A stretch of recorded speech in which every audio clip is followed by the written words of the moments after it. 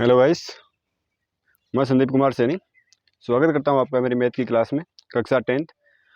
हमने देखो त्रिकोणमिति के सभी जो चैप्टर थे या जो भी उसका ट्यूटोरियल था वो हमने पूरा कवर कर लिया है।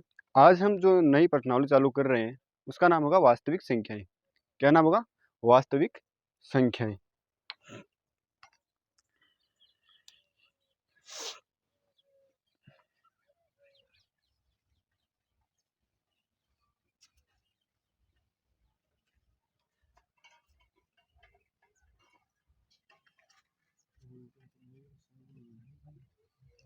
वास्तविक संख्याएं।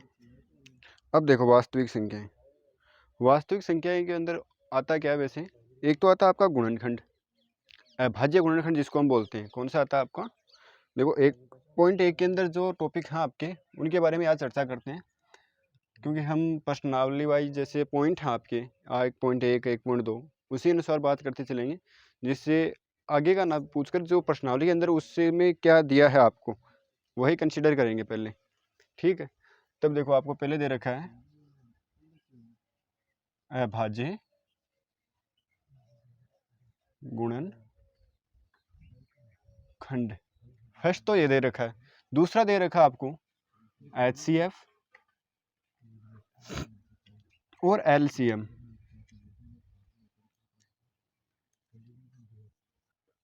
ये तीन चीजें दे रखी हैं आपको, ये तीन चीजें दे रखी हैं आपको।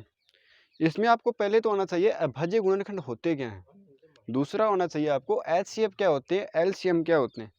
ठीक है, अभाज्य गुणनखंड, अभाज्य गुणनखंड वे गुणनखंड हैं जो किसी संख्या को तोड़ते हैं, यानी उसको टुकड़े करते हैं अलग अलग। जैसे मान लीजिए मैं आपको लिखूं यहाँ पे 6 के अभाज्य गुणनखंड पूछूं आपको, तो इसका नॉर्मली होगा 2 और 3, 2 + 3 या 2 × 3। 2 × 3 का मतलब होता है 6। वैसे ही मैं यहाँ पे लिखूं 8, 8 के अंदर क्या होगा? 2 × 2 × 2। 12 का करें हम तब क्या होगा? 2 × 2 × 3, 4, 4 × 3 12। इस क्रम को बोलते हैं अभाज्य गुणनखंड। अब देखो दूसरा था आपका HCF। अब देखो HCF की नॉर्मली हम बात करें, HCF होता क्या है? HCF का मतलब होता है इन दोनों के अंदर जो कॉमन आ रहा है। कॉमन का मतलब जो 6 के गुणनखंड में भी आ रहा है, 8 के गुणनखंड में भी आ रहा है और 12 के गुणनखंड में भी आ रहा है, वे सभी संख्याएं आएंगे आपकी HCF। और LCM के अंदर क्या होगा? वे सभी संख्याएं आएंगी जो इनमें यूज हुई हैं। पहले हम इनका जो क्रम है वो देखते हैं। देखो 2 × 3, 2 की पावर 3, 2 की पावर 2 × 3। इसके अंदर हम लेंगे मिनिमम घात। क्या लेंगे? मिनिमम घात। मिनिमम घात का मतलब होता है जिसकी घातांक की संख्या कम हो। जैसे इसकी संख्या है 1 और इसकी है 2, इसकी है 3, और यहाँ पे हम मान लेते हैं 3 की पावर 0 और 1 1। 3 की पावर 0 मानने का मतलब है कि इनको इक्वल कर दिया हमने, और 3 की पावर 0 का मान होता है वैसे 1, और किसी भी हम संख्या को 1 से गुणा करते हैं तो वही संख्या हमारे पास में प्राप्त होती है। LCM, LCM से तात्पर्य यह है कि LCM में वे संख्याएं लेते हैं जो घातांक में अधिकतम हो, घातांक अधिकतम हो। अब देखो इनमें HCF क्या हुआ, पूछ लिया आपको 6, 8 और 12। इसका HCF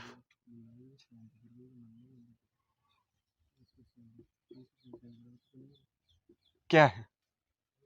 HCF क्या है तो हम क्या बताएंगे? देखो इसमें 2 आ रहा है, 2 की पावर 1 है, इसमें 2 की पावर 3 है, इसमें 2 की पावर 2 है। तो हमने क्या पढ़ा? जिसकी घात मिनिमम हो तो क्या आएगा यहाँ पे? 2। 3 को हम ले सकते हैं क्या? 3 को हम नहीं ले सकते। और वैसे देखो तो 3 को हम ले सकते हैं तो कैसे लेंगे? 3 की पावर 0, तो 0 का मान हमेशा होता है 1, तो 1 = 2। ये आपको समझाने के लिए था, वैसे इसको लिखने की कोई आवश्यकता नहीं है, ऐसे ही हम कर लेंगे। तो देखो 3 की पावर 1 है, इसमें 3 है नहीं और इसमें 3 की पावर 1 है। एचसीएफ का मतलब ये होता है कि तीनों के अंदर वो संख्याएं आनी चाहिए, तीनों के अंदर वो संख्याएं आनी चाहिए। और एलसीएम का मतलब, अब देखो ये हमारा था फर्स्ट टॉपिक। सेकंड टॉपिक ये था आपका फर्स्ट कि अभाज्य गुणनखंड क्या होते हैं, दूसरा था हमारा एचसीएफ, और अब तीसरा है एलसीएम। अब देखो 6, 8, 12 इसका एलसीएम क्या है। सेकंड क्वेश्चन, पहले हमने गुणनखंड देखा, फिर हमने एचसीएफ देखा, अब हम देखते हैं एलसीएम। एलसीएम के मैंने आपको क्या बताया कि एलसीएम वह संख्याएं होती हैं जिनकी घातांक का मान अधिकतम हो। अब देखो 2 की पावर 1, 2 की पावर 3 और 2 की पावर 2, तो इसमें क्या आएगा 2 की पावर 3 गुणा, इसमें वे सभी संख्या लेते हैं हो या ना हो, सेम होनी जरूरी नहीं है, इसमें कॉमन होना जरूरी है। दोनों में कॉमन क्या आ रहा है, इसमें कॉमन की कोई रिक्वायरमेंट नहीं है कि कॉमन हो। अब देखो 3, 1 की पावर है यहाँ पे भी और यहाँ पर भी 1 है, तो हम 1 3 को ले लेते हैं। तो यहाँ पे मान क्या हुआ आपका 8 गुणा 3, तो एलसीएम का मान आया आपके पास में 24। क्या मान आया आपके पास में 24। अब देखो नॉर्मली था पूरा, और गुणनखंड करने का जो आसान तरीका है आपको वो क्या रहता है, ये इतना नोट डाउन कर लो आप जल्दी से।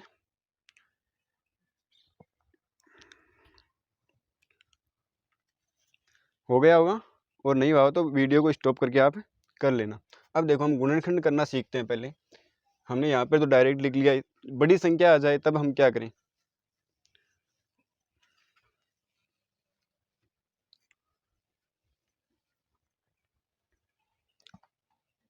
जैसे आपके पास में मान लो 64 आ गया,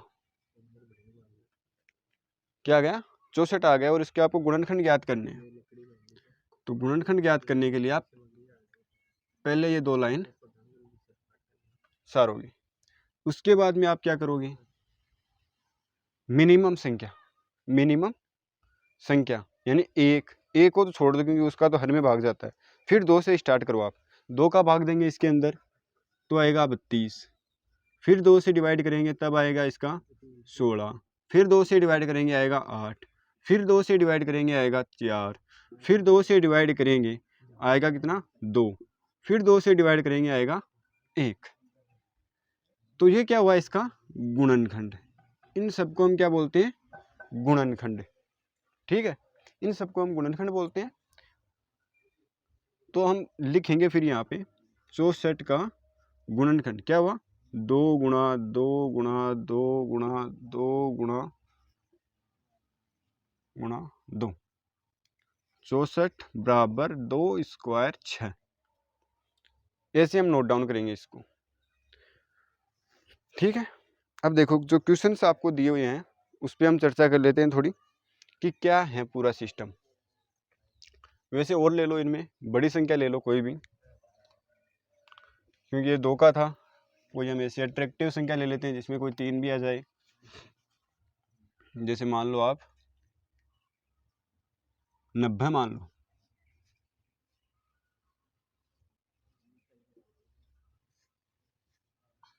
नब्बे के अंदर सबसे पहले जाएगा 2 का 45। अब देखो 3 का जा सकता है इसके अंदर, 3 का 2 कितना आएगा 1 5, फिर 3 का 2 आएगा 5, फिर 5 का 2 आएगा 1। तो 90 का जो गुणनखंड आएंगे वो आएंगे आपके पास में 2 3 3 5। फिर हम इसको लिखेंगे 2 गुणा 3 की पावर 2 गुणा 5। ठीक है, ये हो गया आपके 90 के गुणनखंड। अब देखो आगे जो आपको क्वेश्चंस दे रखे हैं उन पे हम चर्चा करते हैं। अब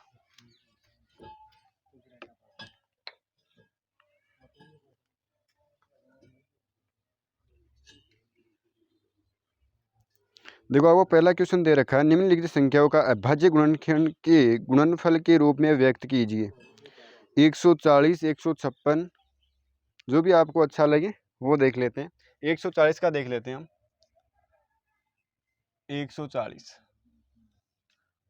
देखो, इसमें पहले देंगे 2 का, कितना आएगा 70, फिर 2 से हम डिवाइड करेंगे, आएगा कितना 35, फिर 2 से डिवाइड करेंगे। क्या 2 से डिवाइड होगा ये? नहीं होगा। क्यों नहीं होगा? क्योंकि 2 से डिवाइड करेंगे तो हमारे पास में शेषफल बचता है, रिमाइंडर जिसको बोलते हैं। और इसके अंदर क्या होता है कि रिमाइंडर नहीं देखा जाता, रिमाइंडर हम नहीं लेते। तो हम इसके अंदर देंगे 3 का। देखो 3 का भी नहीं जा रहा है इसके अंदर, 3 का भी नहीं जा रहा है, 4 का जाएगा नहीं, 5 का देते हैं। फिर 5 का देंगे तब आएंगे कितने 7, और फिर 7 का देंगे तब आएंगे हमारे पास में 1। तो 140 की हम गुणनखंड बोल सकते हैं 2 × 2 × 5 × 7। फिर 140 बराबर 2 स्क्वायर 2 × 5 × 7। ठीक है। अब देखो आपको 4 मान दे रखे हैं, वो आपको हमारे शॉर्ट वीडियो के अंदर मिल जाएंगे। आपसे हो तब आप पूरी कोशिश करना। और फिर आगे का देखो, दूसरा क्वेश्चन दे रखा आपको 26 और 91 के एचसीएफ और एलसीएम ज्ञात कीजिए तथा उसकी जांच कीजिए कि दो संख्याओं का गुणनफल एचसीएफ × एलसीएम होता है कि नहीं। अब देखो,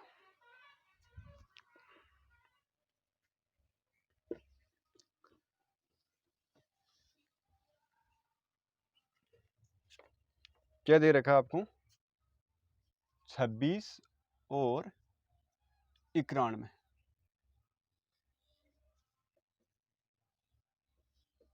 26 और 91 दे रखा। आपको पहले क्या करना है, इसके अभाज्य गुणनखंड ज्ञात करने।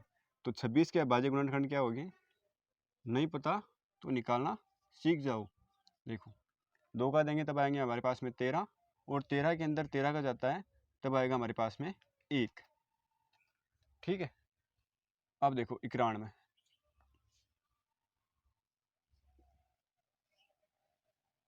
91 के अंदर किसका जाएगा, एक तो 7 का जाता है और एक 13 का जाता है। तो हम पहले 7 का दे लेते हैं, या आप चाहो तो डायरेक्ट 13 का दे सकते हो, कोई दिक्कत नहीं है। 7 का दोगे तब आपके पास में आएगा 13, और फिर 13 का जाएगा तो आएगा कितना आपके पास में 1। ये तो हो गया इनके अभाज्य गुणनखंड। फिर आप इनको नोट डाउन कर लेना। यहाँ पे 2 × 13 और 91 के आ जाएंगे आपके पास में 7 × 13। ये हो गए इनके अभाज्य गुणनखंड।